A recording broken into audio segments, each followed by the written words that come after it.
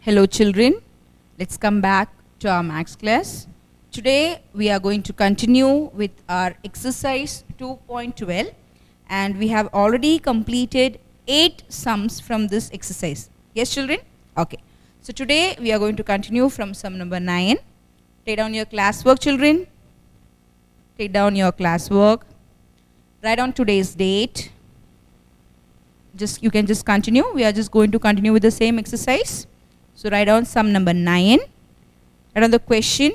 Prove log a plus log a square plus log a cube plus dot dot dot plus log a raised to n is equal to n plus 1 upon 2 into log a. Write down the question. Log a plus log a square plus log a cube plus dot dot dot plus log a raised to n. This is equal to n into n plus 1 upon 2 into log a. This is what we have to prove. Okay children, have you taken on the question? Let's start with the solution. So 2.12 sum number 9. So I'll consider the LHS part. So this is what you have to prove. Yes, to prove, write down, to prove log a plus log a square plus log a cube plus dot dot dot plus log a raised to n is equal to n into n plus 1 upon 2 into log a. This is a proof. That's the thing you have to prove. I'm going to take the LHS part here. Take the LHS part children. So this is the LHS part. So log a plus log of a square plus log of a cube plus dot dot dot plus log of a raised to n. I have just taken down the LHS part. Come on, take it. Now what you are going to do here is, you are going to apply the rule. Which is rule are you going to apply here? You are going to apply the power rule. So now here there is no power, so keep log a as it is. So this is equal to log a. Now here you have a power 2. So I have told you the power comes to the front of log. So this is equal to 2 log a. Are you clear with this part children? So where the power goes, the power comes to the front of log. So you get 2 log a. Okay, plus log a cube. So now here 3 comes to the front. Again you are going to apply power rule. So 3 log a plus dot dot dot n log a. Again here the same rule. You have to just apply, or you have to just bring n to the front. That is, we are going to apply the power rule here. I hope you are clear with the first statement. You can just put here power rule. So how you got the statement? You got the statement by applying power rule. Come on, take on the step. So you get log a plus 2 log a. The power comes to the front, 2 log a, 3 log a plus dot dot dot n log a. So this is a power rule. Okay, now here what is common? You just see here in all the terms you have log a to be common. So you are going to take log a common. So take log a common. So what is left here children? So when I take log a common, here 1 is left, then here 2 is left, here 3 is left, and here it goes to n. So write down here 1 plus 2 plus 3 plus dot dot dot plus n. I think 3 dots are enough. 1 plus 2 plus 3 plus dot dot plus n. So log a, this. In the previous class, that is in our class 10, we have seen the formula for the sum of the first n natural numbers. Do you remember the formula for sum of first n natural numbers? Yes. What was it? n into n plus 1 upon 2. Yes. So this is a natural number starting from 1, and you have to add the sum of natural numbers up to n. So we have already a formula for sum of natural numbers, sum of n natural numbers. Yes children? So here again we have sum of n. It's n natural number because this number starts from 1. So we can just change this as n into n plus 1 upon 2. So right down here this is equal to log a n into n plus 1 upon 2. So you can just write down here n into n plus 1 upon 2 is equal to 1 plus 2 plus 3 plus dot dot plus n. So we have taken down the formula for sum of first n natural numbers, which we have already studied in our previous classes. And I hope you people, if you remember that, we have already done this type of sum in our aptitude. Yes, do you remember this, children? Yes. So we have used this formula in aptitude, as well as we have used this formula in the previous class. So you get log of a into n plus 1 upon 2. Okay, children? So now here the thing is n into n plus 1 upon 2 log a. So we can just interchange, no problem. So you get here n into n plus 1 upon 2 log a. So this is equal to n into n plus 1 upon 2 log a.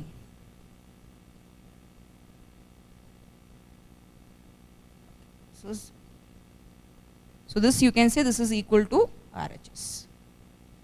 Okay, children, because this is what is the RHS, you can write down LHS is equal to RHS. Hence, therefore, LHS is equal to RHS, and hence proved. That's all. Very simple thing. This type of questions can be asked for 2 marks. Very easy. And I have told you that you have questions on different topics. Like you will have a question on log, you will have a question on quadratic functions, you will have a question on polynomial functions, you will have a questions on what is that? So many things we have done. So like you have to make a list of the different topics and you have to go on preparing. Like you have to prepare on you may have a question on partial fractions. Yes, children, so many things we did. Then what you did, you may have a questions on graphs, then you may have a question on rational functions, you may have a questions on what is that? So many topics were there. Yeah, quadratic functions already I told you, linear inequalities and absolute values and so on. So you have to be thorough and just don't look at this lesson as a big lesson. Just don't think that we have 2.12 exercise, including multiple choice questions, we have 13 exercise. So do not consider as a whole bunch. What you are going to do is you are just going to take a topic. Suppose you take 2.1 means just complete the solved examples and you have to complete the exercise of that particular exercise. So you will complete one topic. So just divide in 12 topics. Around you have to divide into 12 topics and you have to prepare your study. So when 12 topics means, okay, just give 12 days, no problem. Just take 12 days, but one thing you just keep in your mind that the 12 days you take should be a crucial days and you have to be thorough with the 12 parts also. Okay, children? So just complete your study work, children. I will be completing with this exercise today. So that means we will be completing with unit 2 today. So you already we have done our unit 1 and this would be our unit 2. So we would be completing 2 units completely. So now it's up to you that you have to plan and you have to start with your work. Just do not postpone your work, children. Always be updated. You have to be updated. You are using the word update. Yes, children, nowadays you are just listening the word. Every time you are listening update. So you have to update yourself also. Okay, so I hope you have clear with sum number 9. Let's go for sum number 10. Take down question number 10. If log x upon y minus z is equal to log y upon z minus x is equal to log z upon x minus y, then prove that x, y, z is equal to 1. Again a proof. Let's do the proof part here. Write on the question. The sum was easy, yes, children. Here we have just applied a power rule and we applied the formula that we have studied in our previous class. That's all.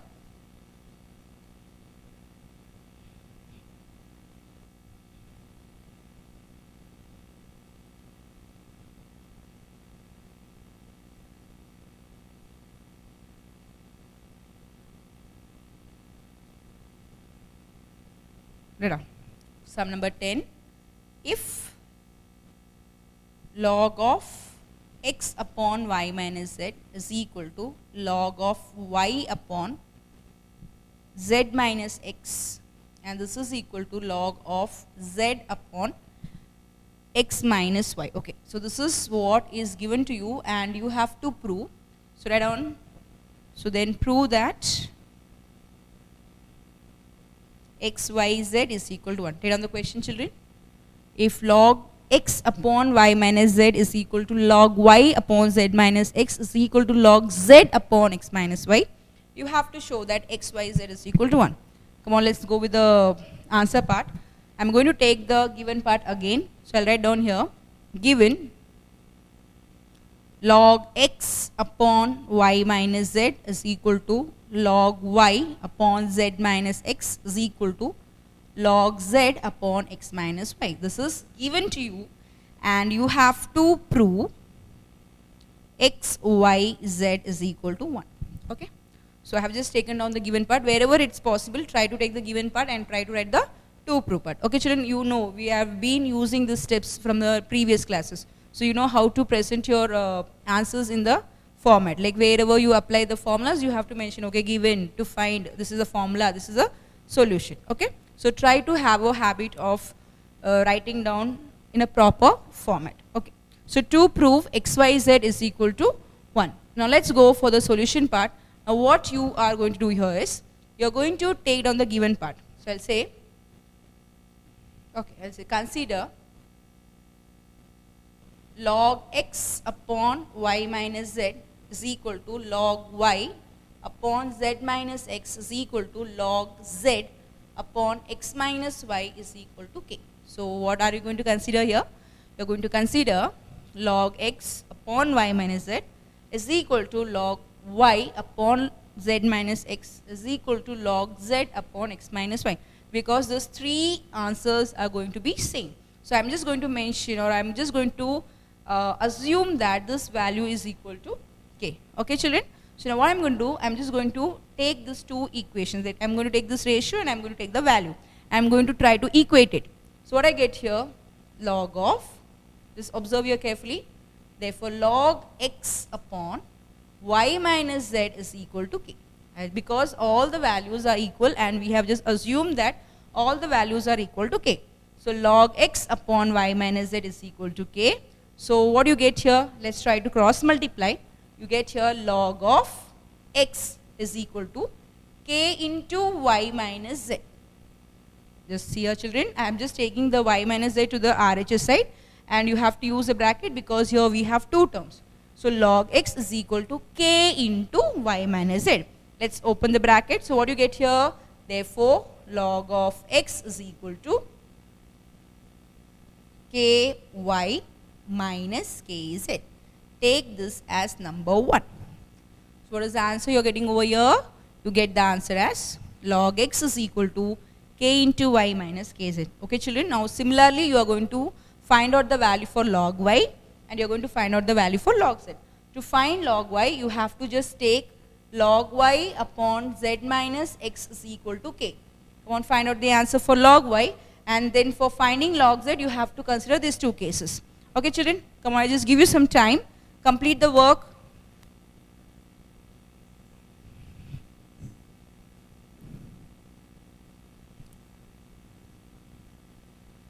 So do not waste your time children, just do it neatly.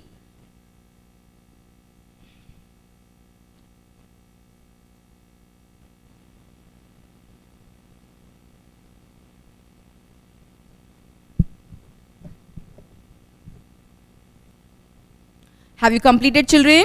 Shall we check the answer? Come on, let's have a check of our answer. So what you have written, log y upon z minus x is equal to k. Again the same procedure, you are going to just do the cross multiplication. So what you get here, I just put here number 1 down children. So this is log y is equal to k into z minus x. Log y is equal to k into z minus x. So when I open the bracket, I get log of 5 is equal to kz minus kx. Very simple sum children. You have to just be careful with the calculation, with the step, that's all. So log y is equal to k into z minus kx. So I get the second point also, that is I have found the value for log y. So we have found the value for log x and also we have found the value for log y. Let's move to the next part. We have to find out the value for log z. Come on, let's do the work here. Write down. Log of z upon x minus y is equal to k. Therefore, just do the cross multiplication. So log of z is equal to k into x minus y.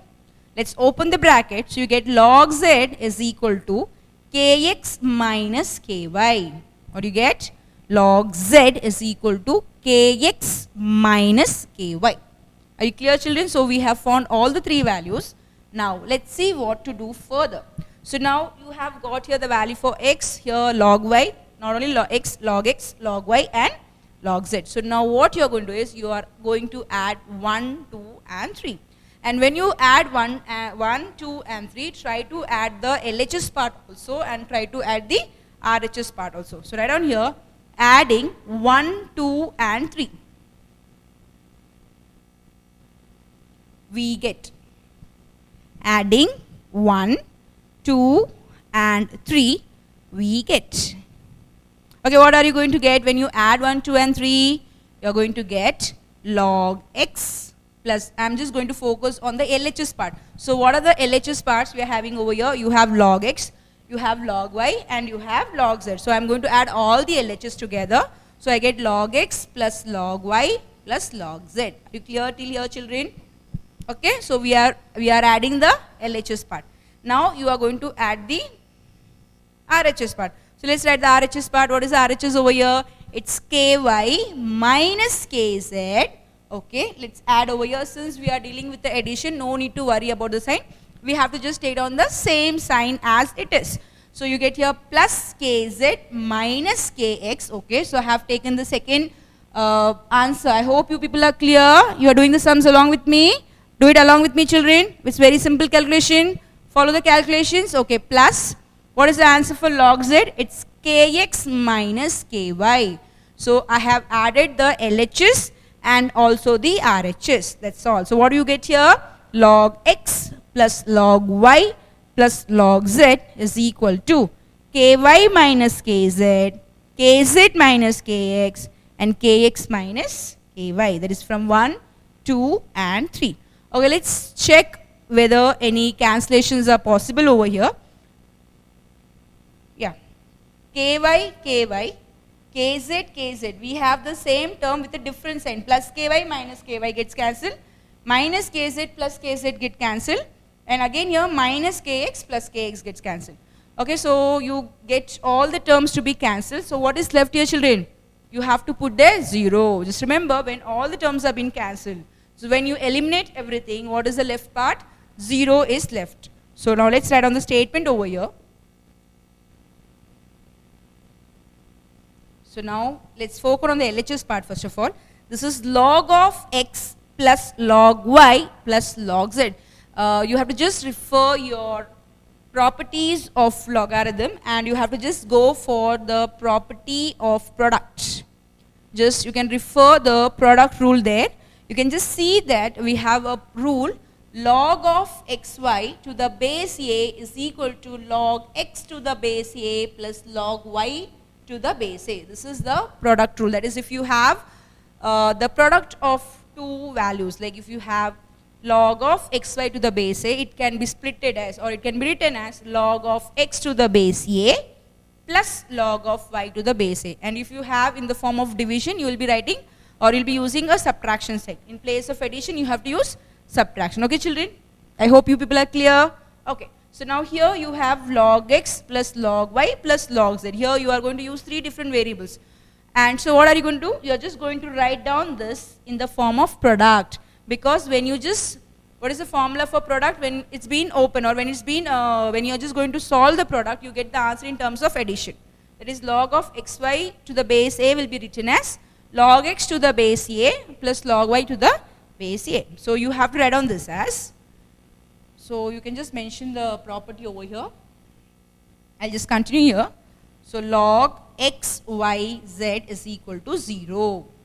You just mention the property over here, children. This property, write down log a, x, y. That is, log xy to the base a is equal to log x to the base a plus log y to the base a. So we are using a product rule and we are going to, so we got the step from the product rule. So log of xyz is equal to 0. No need to go for the base because you don't have any bases over here. So just state on the values, that's all. So log xyz is 0 from the formula of product rule, or from product rule. Log xy to the base a is equal to log x to the base a plus log y to the base a. I have just used the property there, that's all. Okay. Now we have not arrived at a conclusion over here. Now let's What was the thing to prove? XYZ is equal to 1, student. So that's what we have to show. We have to show that XYZ is equal to 1. Here I have log XYZ and I have 0 here. So now you have to write down here. Therefore, log of XYZ is equal to log 1. Why I am writing the log 1? Because the value for 0, that is the value for log 1 is 0. You can just mention here, since log 1 is equal to 0. So remember the value for log 1, children. What is the value for log 1? The value for log of 1 is equal to 0. So I have log of XYZ is equal to log of 1. So we can cancel log and log on both the sides. And what is left at the last? You have XYZ is equal to 1. Okay. So what will be the answer? XYZ is equal to 1. So that is, you can say just like when you are just cancelling the square, okay, I'll give you one small example, children. If you have 3 square is equal to 4 square something, okay, 4 square into 5 square. Okay, we have like this. We have x square is equal to 4 square into 5 square. Then what you do, how to remove the square root? Or how you remove this? You say taking square root on both sides. Yes? So when you take that is 4 square, if you have to remove the square, you have to take square root. So if you take square root on both sides, what will happen? The square root and the square gets cancelled and you get the required answer. Similarly here, you have log part and you have to get the answer. So what you are going to do? You are going to take anti-logarithm. Anti-logarithm is the log gets cancelled and what will be left here? XYZ is equal to. So just get the answer, XYZ is equal to 1. You can say therefore or hence proved. That's all. Simple. Hence proved. So we have completed our sum number 10.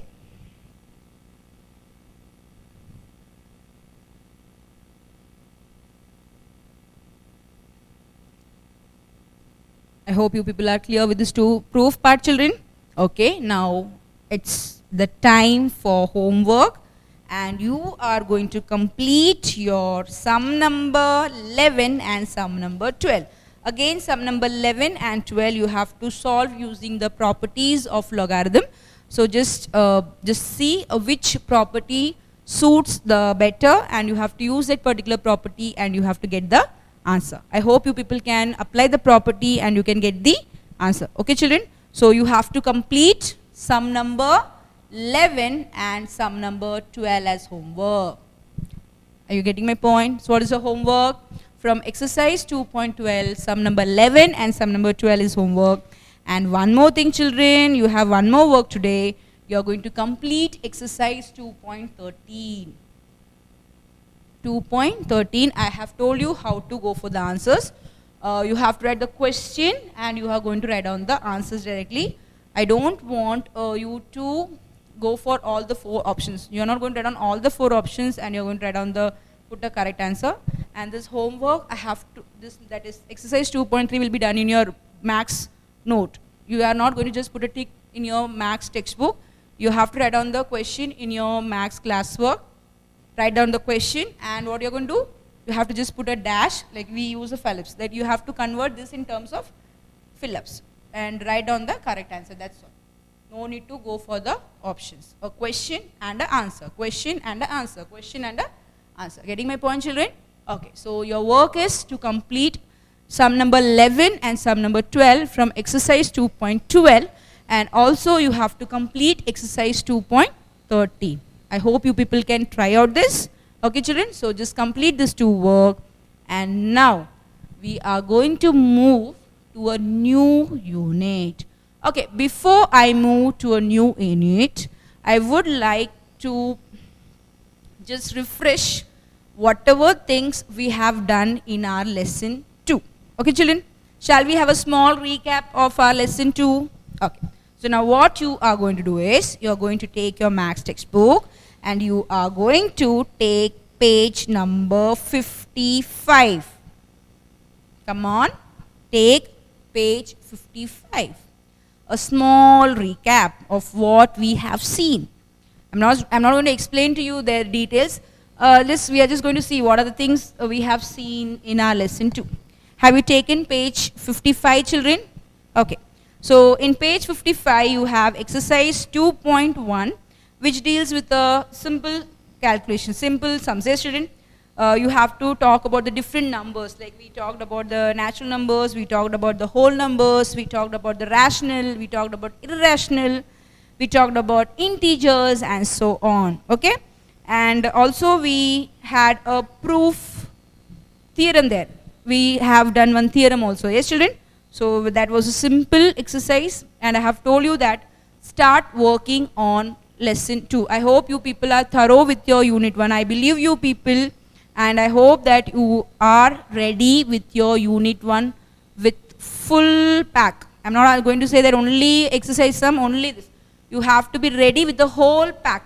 That means you have to complete your solved examples, classworks and your homeworks. That becomes the whole package. Are you getting my point, children? So just, I hope that you would have been completed the whole pack of unit 1. And now here you are going to complete the second whole pack, okay? So 2.1 dealt with the simple sums, and I hope you people know all that things. Okay. Now coming to exercise 2.2, which is in page 57, here we dealt with the absolute value.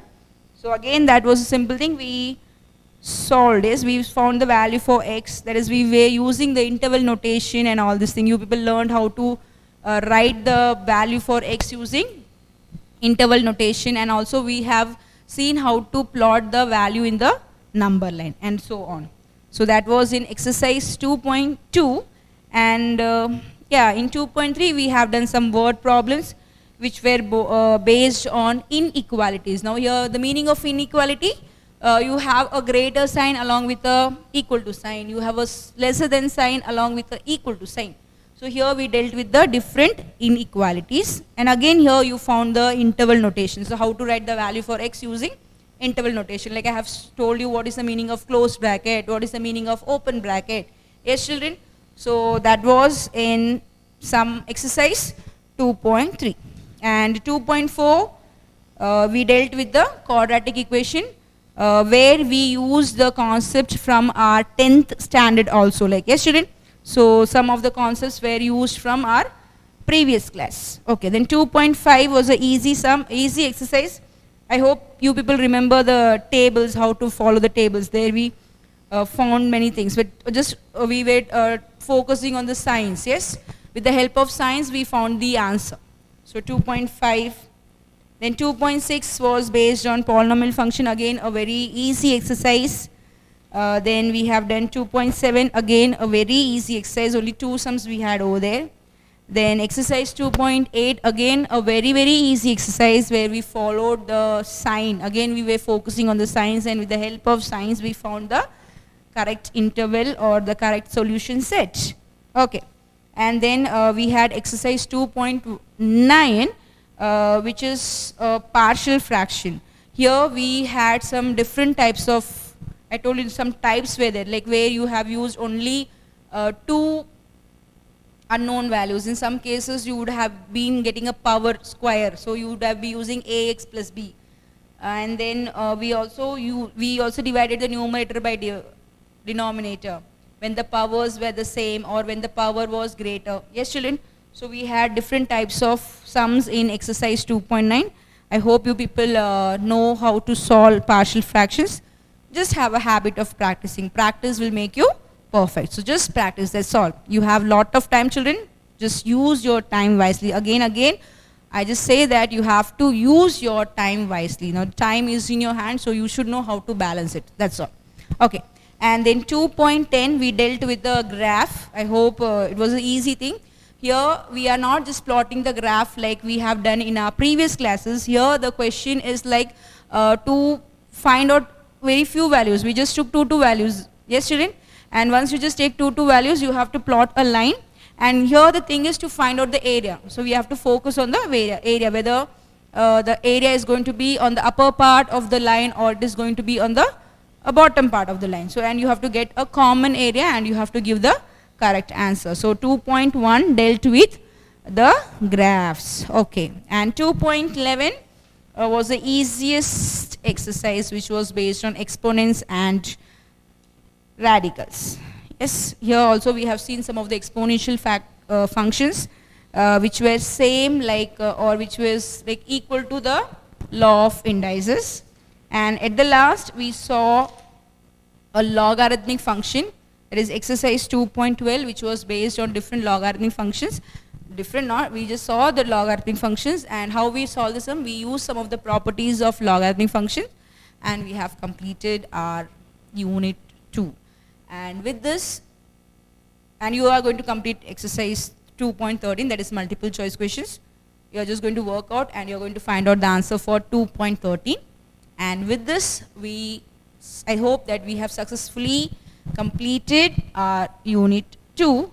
And now we are going to start with our unit 3. Come on, let's start with our unit 3, children.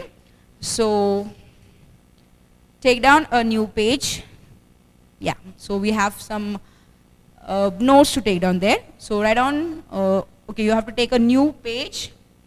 Take a new page, do not continue. We are going to start with a new unit, to start with a new page, with a new energy. Okay, shall we start? Have you taken a new page? Give a heading, lesson number 3, trigonometry. And this is a chapter you have already dealt with in your previous lesson, in class 10.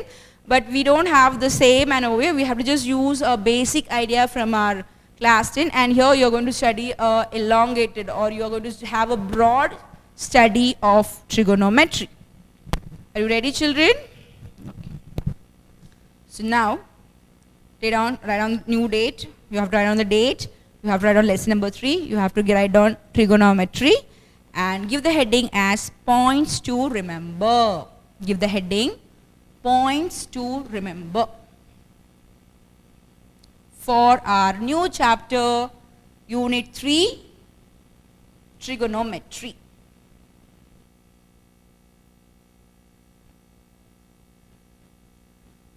Head on.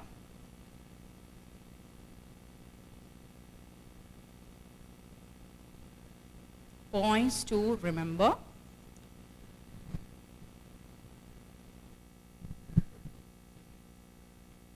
The word trigonometry stems from Greek word. Okay, so it's been derived from a Greek word, trigonon, which means triangle, and metron, which means to measure.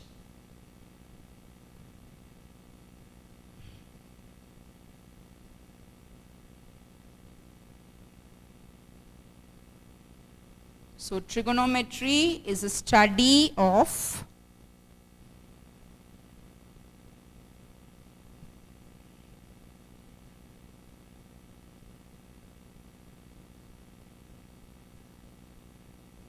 measuring triangles. So here I have just given you a small introduction for our lesson trigonometry. So trigonometry is been derived from a Greek word. It's a Greek word, and here this trigonometry has a combination of two words. So how are you going to break this trigonometry as? Trigonometry is being splitted as trigonon. How are you going to split it as? Trigonon and also metron. The meaning of trigonon is triangle, and the meaning of metron is to measure. So what do you mean by trigonometry? So trigonometry is a study to measure triangles. And one more thing, this is one of the branch of mathematics. Like we have many branches of mathematics.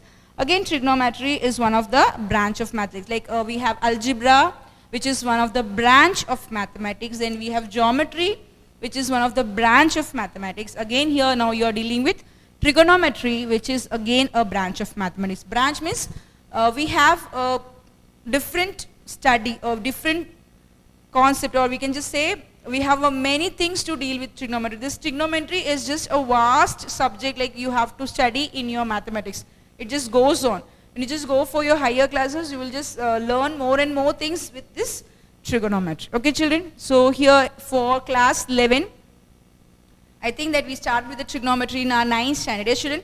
So we just studied the different trigonometric functions in our class 9. Then when we came to class 10, we just studied some of the applications of trigonometry. Like we have done some sums, some word problems based on trigonometry. And now here you'll be studying many details for trigonometry, many angles, different angles, how to go for the positive angle, how to go for the negative angle, how to go for many things you're going to study over here. And also you will be having a continuation of trigonometry in your 12th standard. And there you will be studying about the inverse trigonometric functions. Like here you're studying about the trigonometry function, and there you'll be studying about the inverse of it.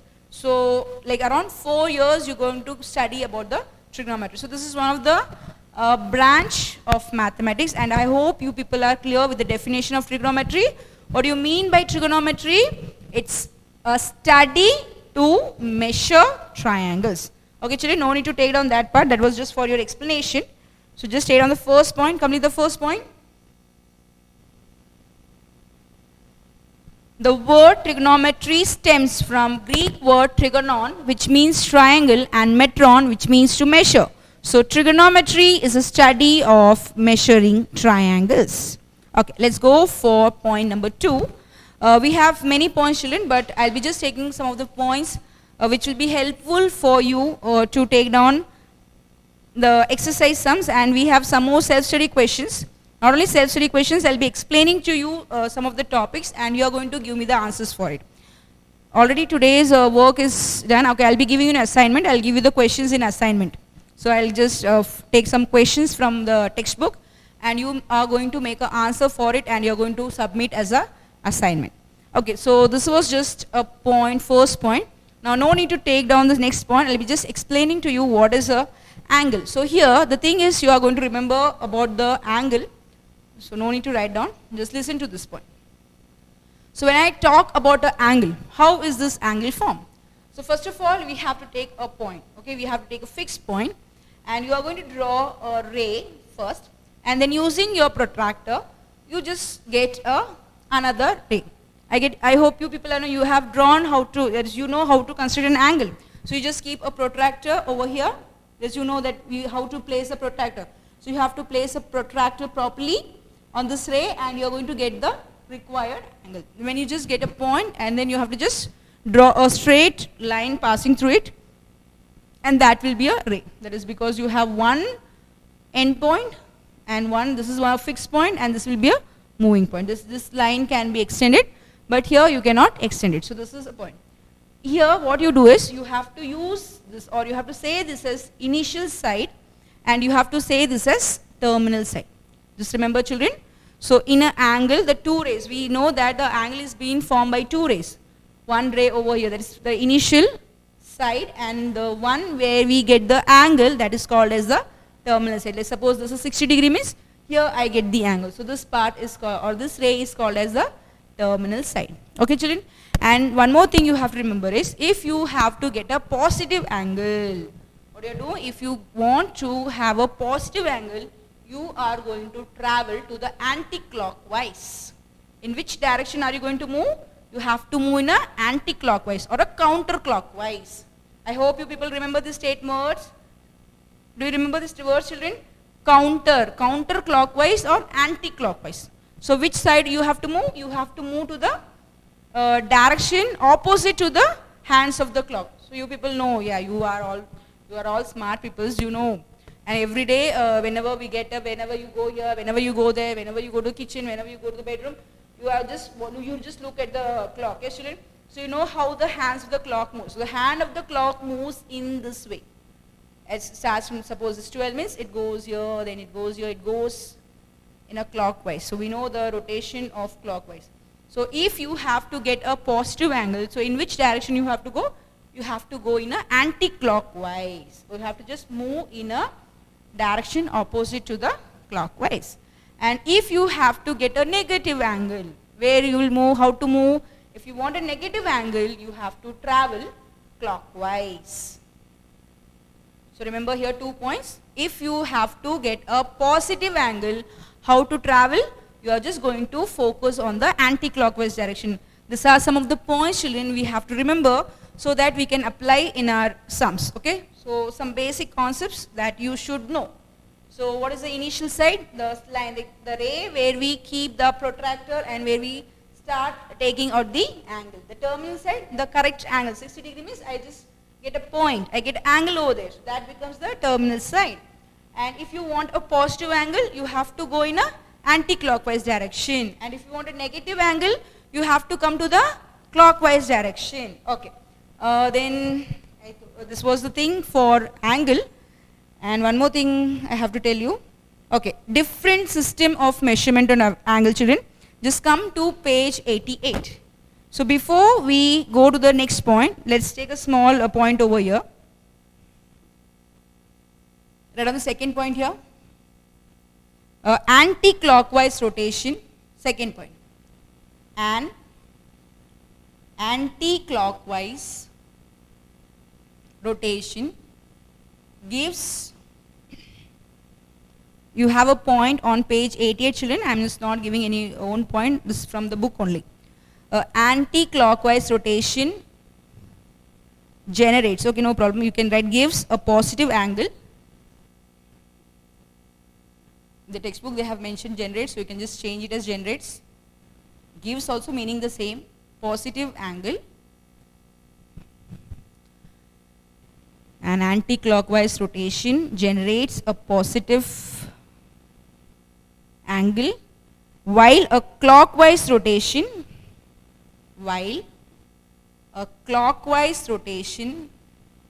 generates a negative angle. Generates a negative angle. Okay, children, some of the points that you have to remember. So remember. So what is a rotation? Rotation is just of complete rotation. Just when you start from 0 to 360 degree, this becomes a complete rotation, or you can call it as revolution also, one and the same. Here we can use rotation and revolution. You can say rotation or revolution. Revolution. Okay. So I hope you people have taken the second point. An anti-clockwise rotation generates a positive angle, and a clockwise rotation generates a negative angle. Okay, this was the second point. And now let's come to the third, not the third point, new topic over here. Just stop your writing work and listen to me carefully, children.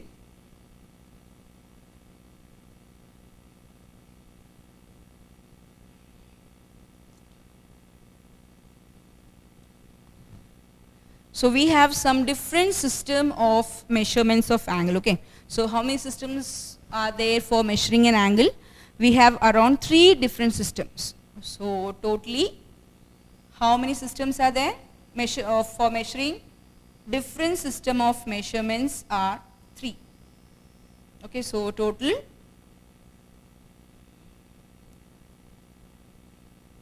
it's 3. And what is the first one? The first one is sexagesimal. Sexagesimal system. Okay. And the second one is centesimal system. Centesimal system. And the last one is circular system. Actually, we'll be studying with this system. We'll be using this system in our further exercises. Okay, children? So what are the different systems for measuring angle? This is different system of measurement of angle. So we have totally 3 different systems for measuring an angle, or for measurement of an angle. So what is the first system? The first system is sexagesimal system. The next one, centesimal system. And the next one is circular system. You people have to know all the different points. You will know that you may have the questions for multiple choice, or you may have 2 more questions for explaining. You may have a question, explain the different system of measurement of an angle. So you people should be able to write down the explanation. You may have some definitions. You may have, they may ask the question the manner. So you have to be very careful. So you should know what are the different topics involved in a particular lesson. So here we are been learning with a different measurement of angle. So we have 3 different systems. Now let's see the detail of different system. Let me talk about this particular system, that is sexagesimal system. Just read the point which is given in page 88, children. Now the sexagesimal system is the most prevalent system of measurement where a right angle is divided into 90 equal parts. So here this is the one of the prevalent measurement. This measurement is widely used. We mostly use this measurement. So how is this measurement used? Here a right angle is divided into equal parts. How many equal parts? 90 equal parts. So right angle divided into 90 equal parts. And what is that 90 equal parts called? Now this is like our normal angle. Suppose you just draw an angle of 90 degrees. Okay, we just draw a right angle. So how is there, what is right angle? What is the meaning of right angle? The measure of a right angle is 90 degree. So this is being divided into how many equal parts? This is divided into 90 equal parts. We have 90 equal parts and each equal part is called a degree, like 1 degree, 2 degree, 3 degree, 4 degree. Yes, children? So each equal part is called as a degree. So 90 equal part called as a degree. Are you clear? Now again this degree is divided into 60 equal parts. I'll just mention over here so that you people will be clear with it. So what system are we dealing with? We are dealing with sexagesimal system. So here what happens? A right angle is divided into 90 equal parts and this 90 equal parts is called as a degree. Okay, children, like we are using this is, so from our lower classes itself we are drawing a right angle, we are drawing an obtuse angle and so on, but we don't know what system we are using. So here we are learning what system is it. So what is that system called as? That system is called as sexagesimal system, where the 90 degree angle is divided into 90 equal parts and each part is called a degree. And now again this degree is divided into 60 equal part. So how is the degree divided into? 60 equal part and each part is called as minutes. So this 60 equal part is called as minutes and this minutes are further divided into 60 equal parts called as seconds.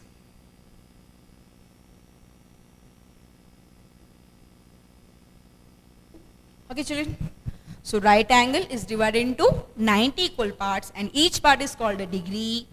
The degree is divided further into 60 equal parts.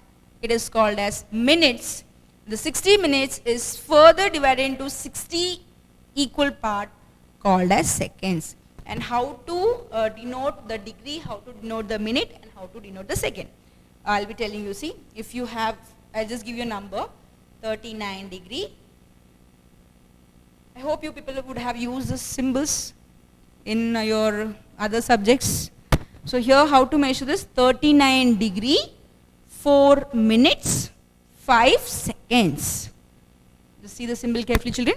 So this system is called, here we are using degree, minutes, what is that? Seconds. So this is the first system.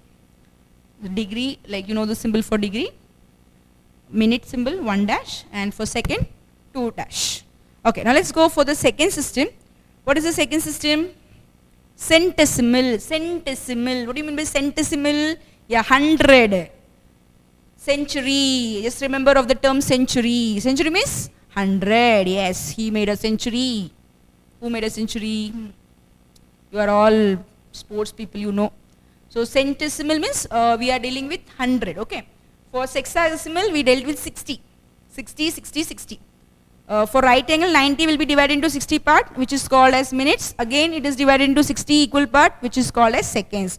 Now, when you talk about centesimal, you are going to deal with 100. That is a century. Okay, let's read that point, children. In the centesimal system, the right angle is divided into 100 equal parts. Getting the point? The previous system, the right angle was divided into 90 equal parts, and here for centesimal, the right angle is divided into 100 equal parts. You getting my point, children? Okay. And what else they have given?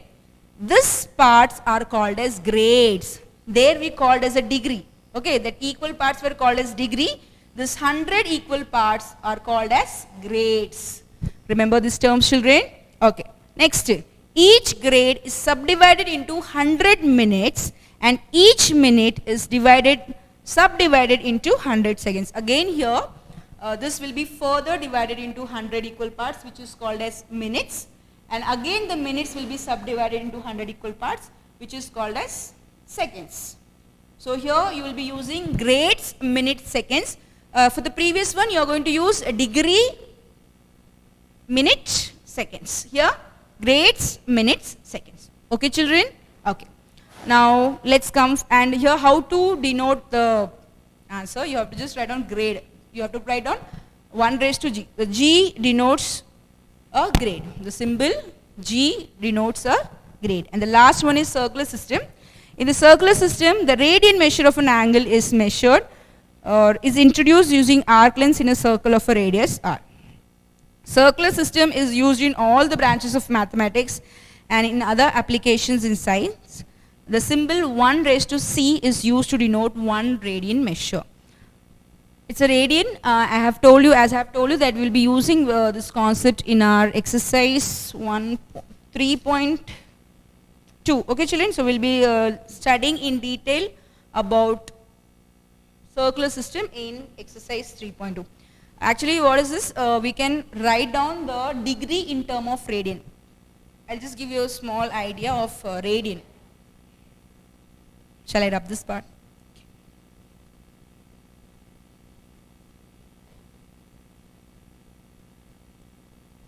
So, talking about circular system, you will be using radian, that is you are going to write the answer in radian measure. That is, we are just using a degree, children, like I use 0 degree, I use 30 degree, and use 45 degree, and so on. Yes. So we can write down the degree in terms of radian. Radian means you have to write down the answer in terms of pi. Like 0 means 0 only. For 0 it will be 0. When you talk about 30 degree, you will be writing as pi by 6. Pi means 180 by 6. So that is what 30 degree. So when you write down, this is in terms of degree and this is in terms of radians. So you can write down raised to c. Raised to c means like degree. We put here 30 degree. So degree is a unit for measuring the angle. Similarly for radian, this is a symbol. What is the symbol for radian? It's c. So remember, like 45 means it will be pi by 4. Pi by 4 means 180 by 4. So 4 4s are 16, 2. 4 5s are 20. So pi by 4 radians. So this is same. Like this is in the form of degree. These two values are same. 30 degree, 30 degree. So this is in the form of degree. This is in the form of radian. In some cases, we have to write down the answer in terms of radians. We actually, when you go for higher classes, we will be writing the answers in terms of radians only. We'll be mostly not using the value in degree. Okay, children? So we'll try to write down the answer in radians. So that's what circular system, where we try to write down the answer in radians. Radians, I hope you people are clear with the radian. Pi by 6 means 30 degree. Pi by 4 means 45 degree. 60 means pi by 3, 60 degree. Pi by 2, 90 degree. And so on. Getting my point, children? So this is a radian system or a circular system. So let's have a small recap of the different systems that we have seen. What are the three different systems? The first one was sexagesimal. Here we dealt with degree, minutes and seconds. Degree, minutes, seconds. Then we had centesimal. For centesimal, you have to remember, here it was 90, 60, 60. 60, 60. It was divided into 60 equal parts. For centesimal, you have grade, yeah? We have grade, then you have minute, and you have second. So here, the 90 degree is divided into 100 equal part, again it is divided into 100 equal parts. So they are called minutes and seconds. The symbol for grade is G. You have to write down in the, like you write, if you say 90 degree means you write degree on the power as a power. Similarly, G means you have to write down the power. G represents the grade. Okay. The next one, circular system. Okay. Is it circular? Yeah, circular system. And circular system means you have to try to write down the measure in the form of radians. I already told you what is the meaning of radians. You are not going to write down the angle in terms of degree. You have to convert the degree in terms of radians, like pi by. 90 means pi by 2. 60 means pi by 3. Okay, where pi will be taking the value 180 degree. I hope you people are clear. Okay. So the unit is C, a small c. Okay, children. I have told you that I'll be giving you a small assignment for the points that I have given today. I have already taken down 2 points. We have only taken 2 points for points to remember. We'll be continuing with the remaining points in the next class. So just take down some of the assignment, children. Very small assignment. Give the heading. Already I have given you homework, yes? You would have taken the homework. Just note down it properly. 2.12, 11 and 12, and 2.13. Yeah, correct. Assignment. Explain 3 different systems of measurement of angles. Second one, define. Okay, 1 point is enough. Just go for this. Complete this answer as your assignment. Okay, you're just going to write down all the explanation. I don't want just a simple answer. You have to just explain it properly.